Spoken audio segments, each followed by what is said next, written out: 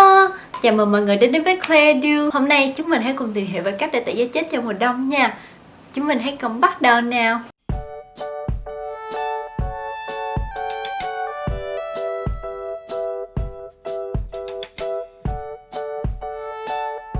Các bạn có bao giờ trải qua những ngày da bong tróc, khô, ngứa, khó chịu chưa?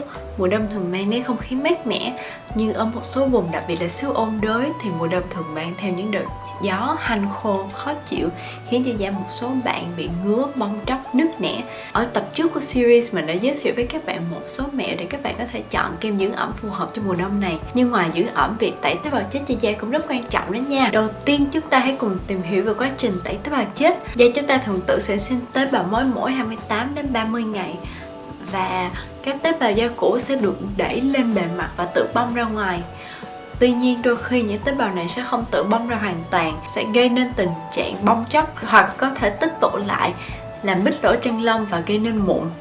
Vì vậy, để giúp cho da có thể loại bỏ những tế bào da cũ, chúng mình hãy cùng tẩy tế bào chết ít nhất là một lần mỗi tuần. Có rất nhiều cách để tẩy tế bào chết khác nhau, nhưng thường được chia ra thành tẩy tế bào chết vật lý và tẩy tế bào chết hóa học.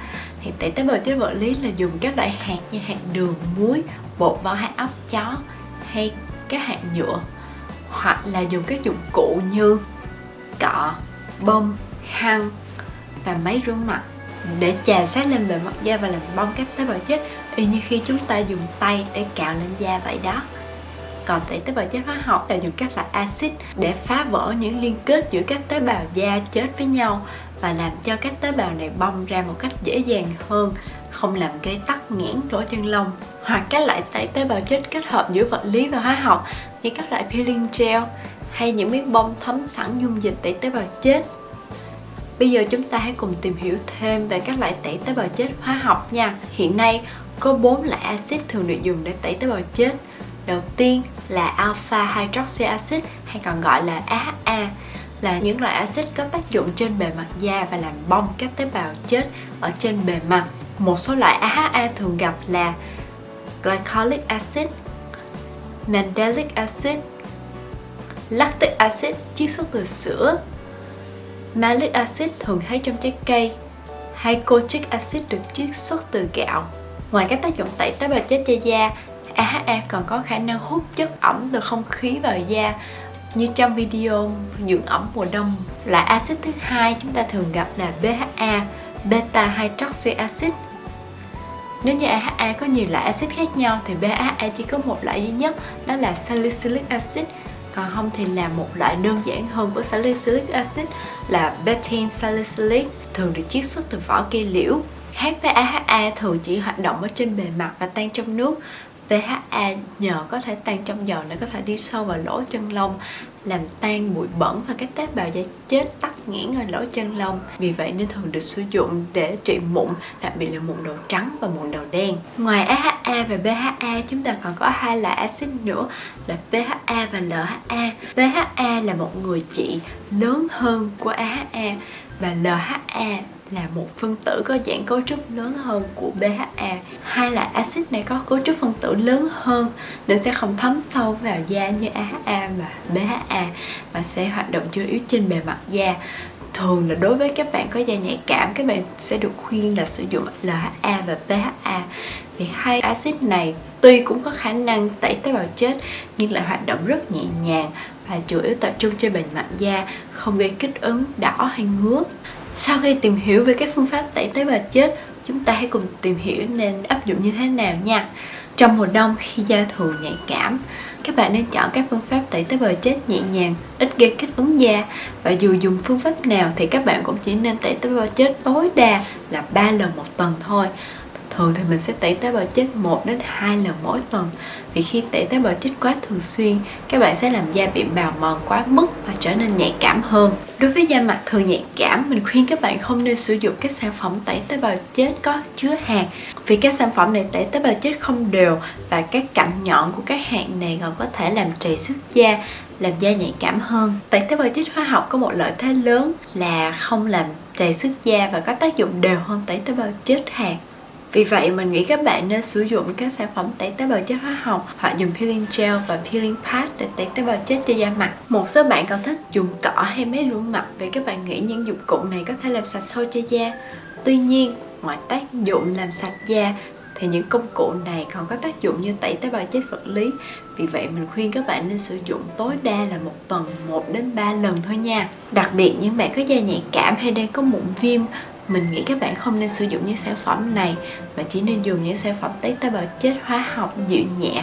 Nói đến việc chọn một sản phẩm tẩy da chết hóa học, các bạn có thể tập trung chọn một loại sản phẩm có chứa một loại axit duy nhất để tập trung vào vùng da bạn cần.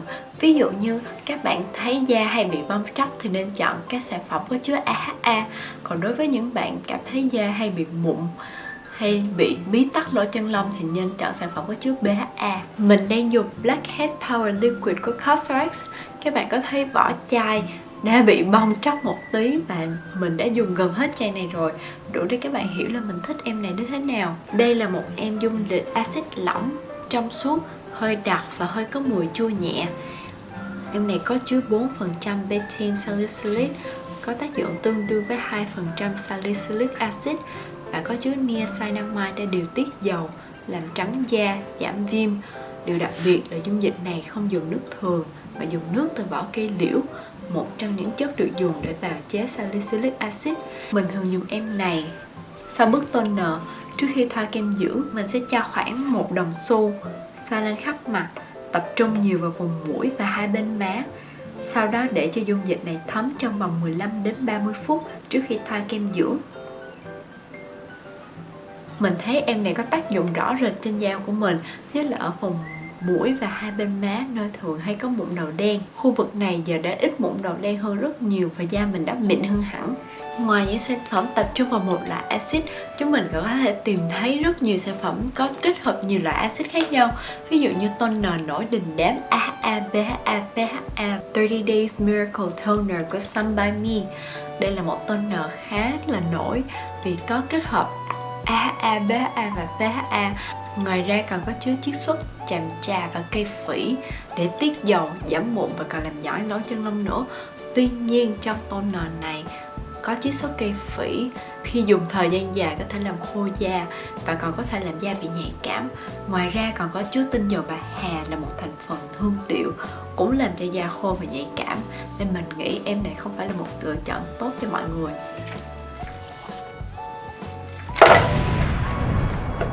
A few moments later. Thay vào đó, các bạn có thể chọn những sản phẩm khác cũng có chứa nhiều loại axit nhưng không có chứa những thành phần làm da bị khô hay nhạy cảm như AHA BHA Clarifying Toner của Cosrx hoặc là AHA BHA Vitamin C Toner cũng của Cosrx luôn. Hai em toner này ngoài chứa AHA và BHA có tác dụng để kết hợp tẩy tế bào chết toàn diện cho da thì còn có chứa allantoin và panthenol để làm dịu nhẹ da, để đảm bảo chống kích ứng. Ngoài ra, hai em này còn có chứa thêm nước táo và nước vỏ cây liễu để cung cấp dưỡng chất và một ít axit nữa cho da. Vì vậy, hai em toner này có thể đáp ứng mọi nhu cầu tẩy tế bào chết hàng ngày của mọi người. Đặc biệt là em toner vitamin C còn có chứa thêm vitamin C và niacinamide để làm trắng sáng da và giảm mụn kiềm dầu.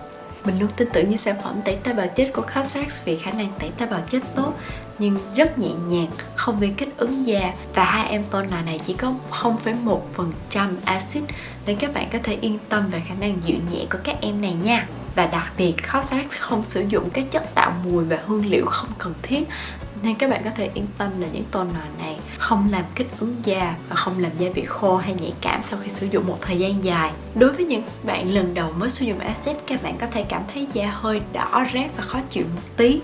Và đặc biệt là da khi sử dụng axit sẽ thường nhạy cảm với ánh nắng hơn. Vì vậy các bạn nên che chắn cẩn thận và tránh ra nắng.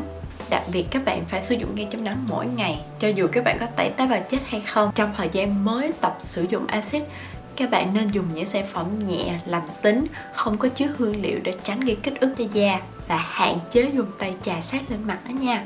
Các bạn không nên dùng máy rửa mặt để tránh gây tổn thương cho da khi vừa mới sử dụng axit. Nhưng sau một thời gian các bạn đã làm quen được với axit rồi thì các bạn sẽ cảm thấy là da mình đều màu, mịn và ít mụn hơn hẳn. Tóm lại qua video này, mình hy vọng các bạn đã tìm hiểu được các loại axit thường gặp và sẽ chọn cho mình một sản phẩm tẩy da chết, đặc biệt là các sản phẩm tẩy da chết axit phù hợp với da của mình, để các bạn có thể sử dụng mỗi tuần từ 1 đến 3 lần để tẩy da chết hiệu quả và giúp da đều màu, sáng và mịn hơn nha.